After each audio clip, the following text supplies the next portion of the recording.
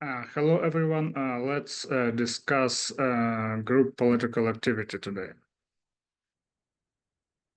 This is outlined for our discussion for this talk.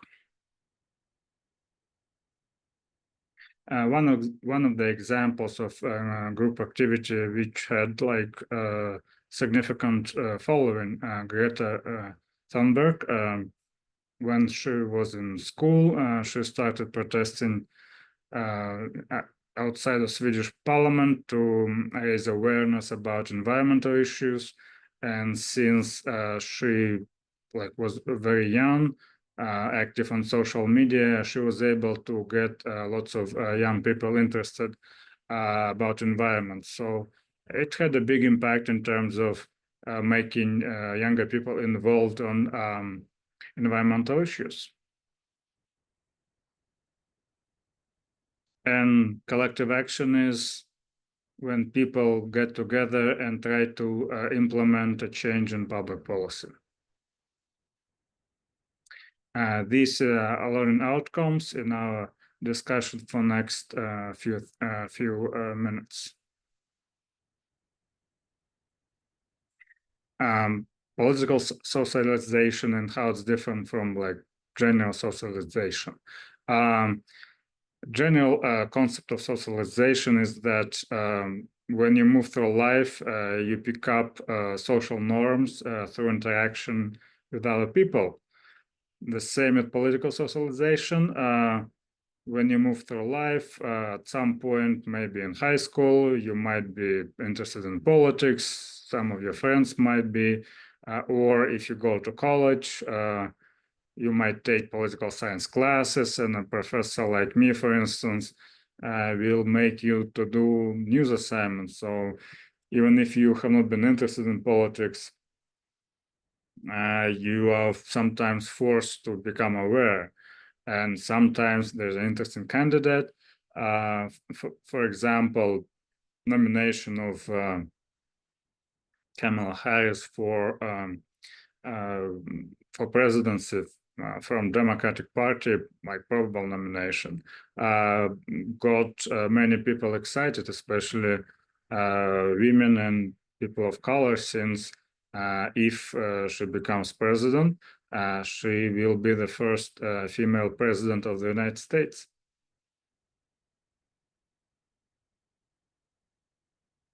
Some of the things, genetics sometimes influences socialization, physical environment, what kind of like people around you. If you grow up in a rural area and everybody around you are conservative, you will probably be a conservative as well. And obviously school is important in political socialization.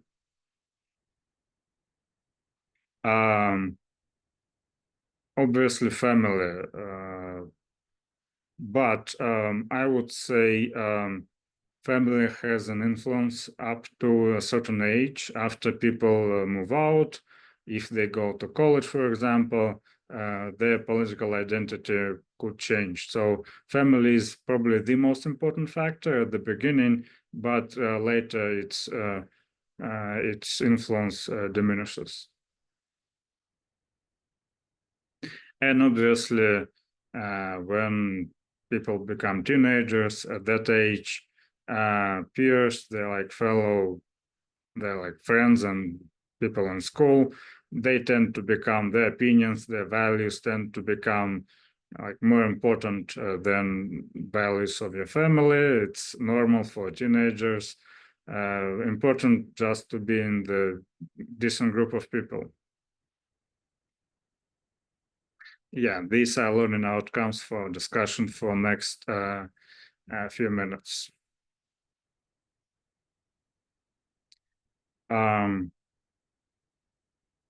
Culture is a term which tries to describe and usually refers to culture of a particular country, like American culture, Russian culture, French culture, is a set of like values which kind of shared among most people in that country.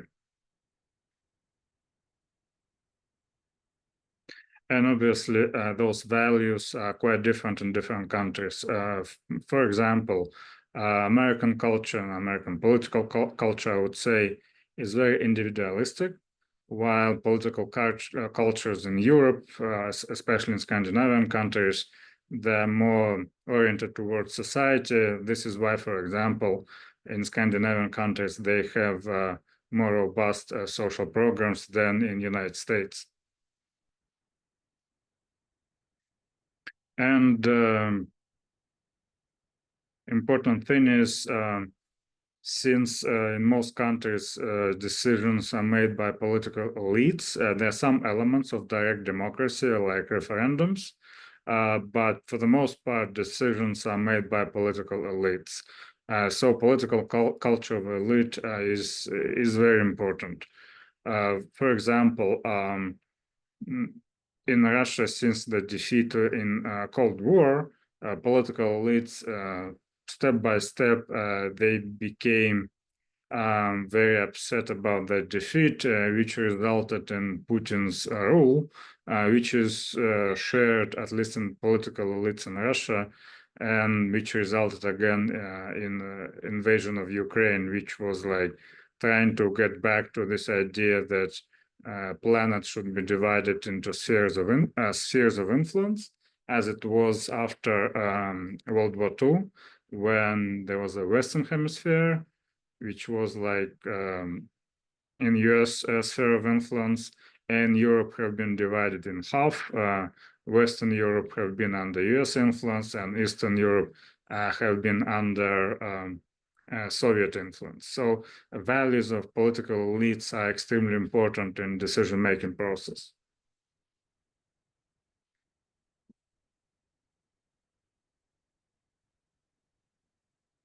In America, though, I would say country is kind of divided between Democrats and Republicans. And since we do have a free and fair elections in this country, those cultures like take turns in terms of setting public policy. Though, in terms of like actual number of people, more people are like liberal than conservative. And the reason why it doesn't translate directly into policy is a bunch of things like systemic features like electoral college and system of the Senate, where California, which has like 30 million people population of California, and Wyoming or Delaware, where they have like 600,000 people, they still get two senators. So this Senate structure, it skews U.S. political system towards a little. Conservatives have like built-in preferences in American political system, and there is obviously mass culture, which translated through social media currently, TV news, and one of the problems with mass culture, it becomes more and more polarized in the United States because social media, they feed you what you already liked and which reinforces you in your views.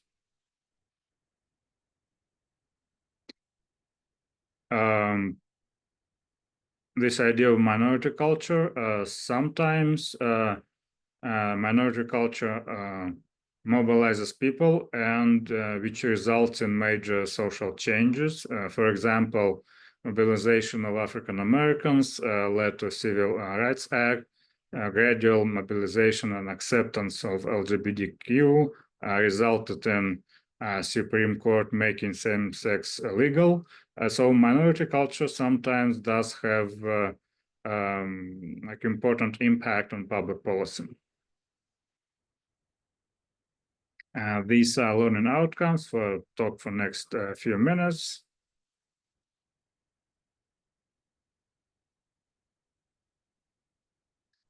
Again, collective dilemma is about people trying to organize for some action, and these people might have disagreements about like what the exact goal is and how we can achieve particular goal.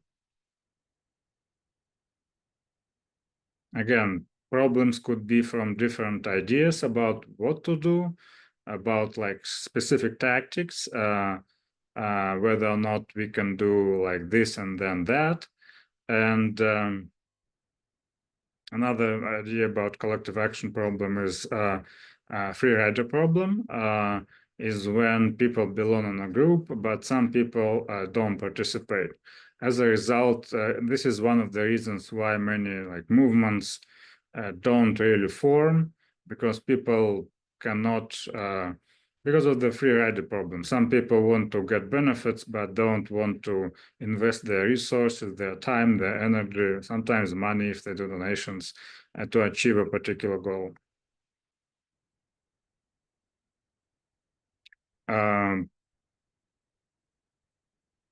Few ways how those kind of problems are resolved. People could agree on rules, how we make decisions. If there's like even split among people, then nothing changes.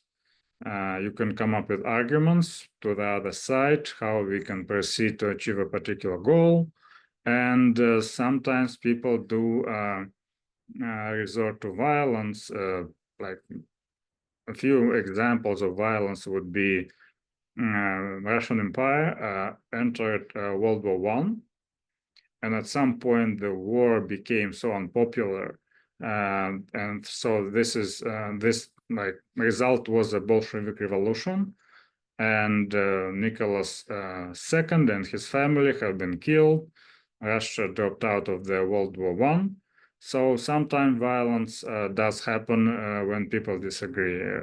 Like recent example of violence in America would be January 6th, when basically half of the country didn't believe Joe Biden was legitimately elected president, which resulted in attempt by several like thousand people to prevent Congress from certifying Joe Biden election to presidency.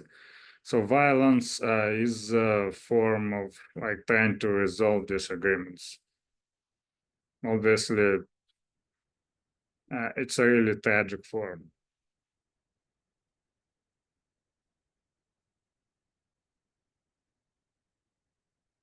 A few like ways when people try to address collective dilemmas. They delegate making decisions to like leader of particular movement or particular organization. And sometimes they decide, okay, let's take a vote on a particular issue and see whose like position on this issue is more important.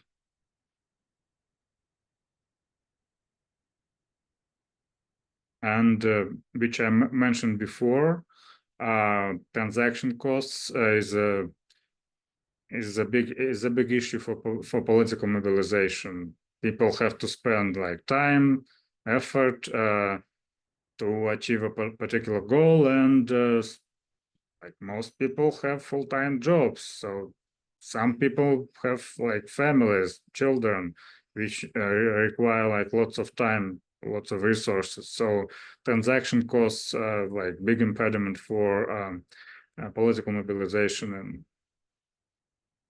and the conformity costs or free rider problem, which I described a few moments ago. Okay, these are learning outcomes for our discussion for next few minutes.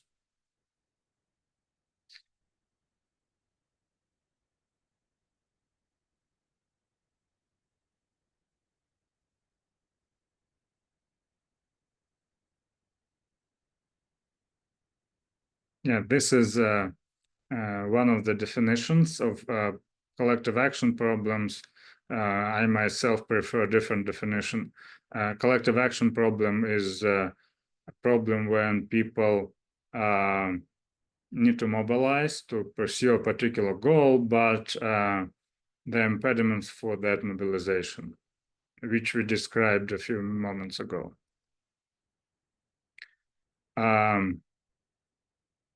some of the types of collective action problems, tragedy of the commons.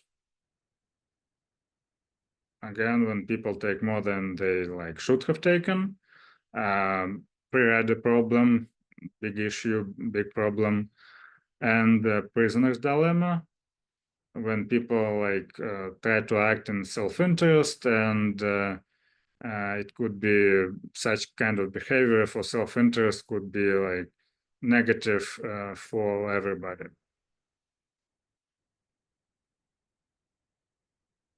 Yeah, this more clarification on tragedy of the commons problem.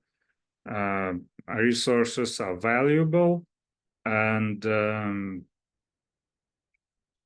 you need time and effort to accumulate those resources.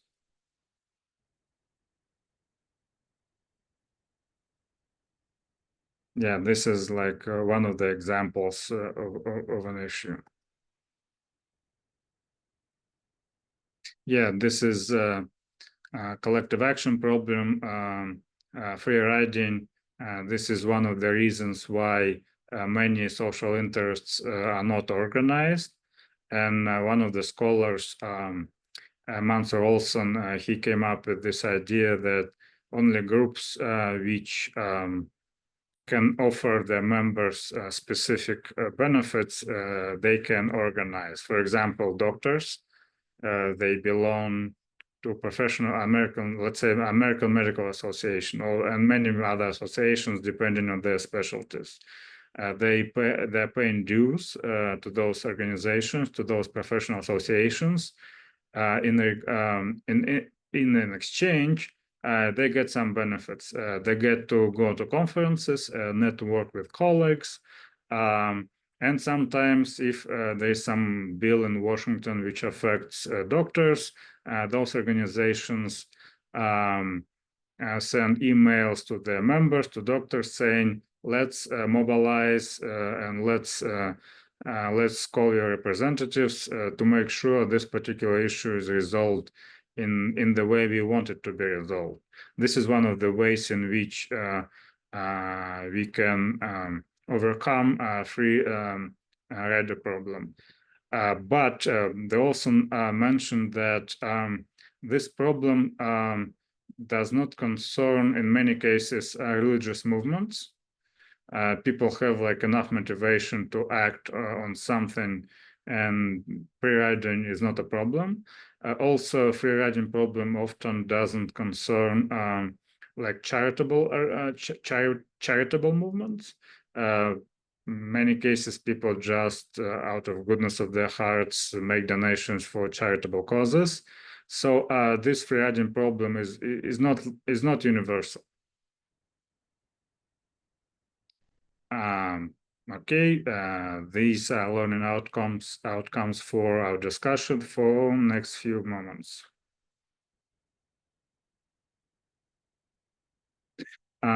Some of the aspects. In small groups, obviously, if people can just meet in one room and discuss the issue, they can solve collective action problems. If group is too large, you need other mechanisms. You need some trust among members, let's say trustful leadership, and there should be some kind of enforcement. Let's say if some member don't behave according to common goals, they could be removed from the group.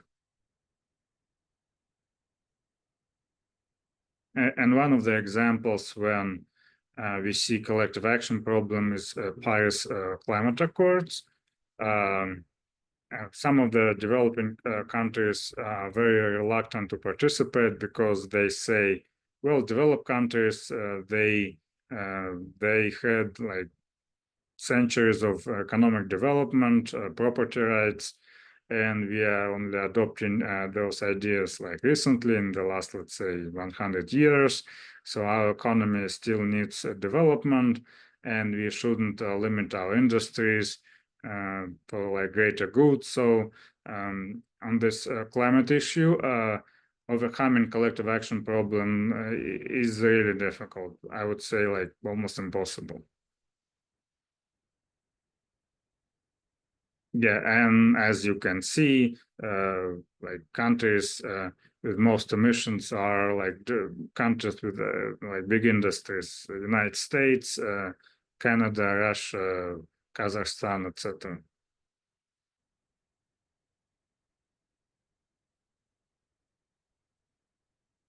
Thank you very much.